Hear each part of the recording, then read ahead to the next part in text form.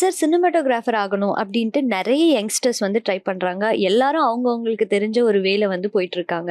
But ஒரு இப்பதான் வந்து அப்கமிங்கா வர ஒரு சினிமாட்டோகிராஃபர் கிட்ட நம்ம போயிட்டு அவங்களுக்கு அசிஸ்டண்டா சேர்ந்து, அதாவது கத்துக்கிறவங்க கிட்ட போய் சேர்றதுக்கும், நல்ல ஒரு மாஸ்டர் கிட்ட போயிட்டு சேர்ந்து அங்க கத்துக்கிறதுக்கும் டிஃபரன்ஸ் இருக்குல்ல. இப்ப நீங்க சொன்னதுதான். கண்டிப்பா. சோ இந்த டிஃபரன்ஸ் நீங்க எப்படி பாக்குறீங்க? சோ இந்த மாதிரி சினிமாட்டோகிராஃபர் ஆகணும்னு நினைக்கிறவங்களுக்கு என்ன சொல்ல வரீங்க?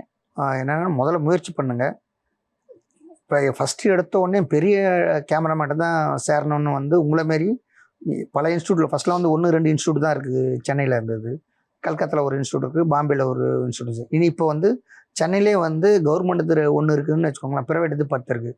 சேம் பாம்பேலையும் அதேமாரி தான், கல்கத்தாலையும் அதே மாதிரி தான், கேரளாவிலையும் அதே மாதிரி தான்.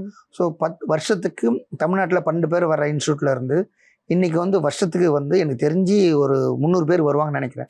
அந்த மாதிரி எல்லா ஸ்டேட்லேருந்து பார்த்தோம்னா அப்போ எல்லாருமே பெரிய டிஓபி கிட்ட போராடுவாங்க. ஆனால் அவ்வளோ சீக்கிரம் கிடைக்குமா என்னன்னு தெரியல.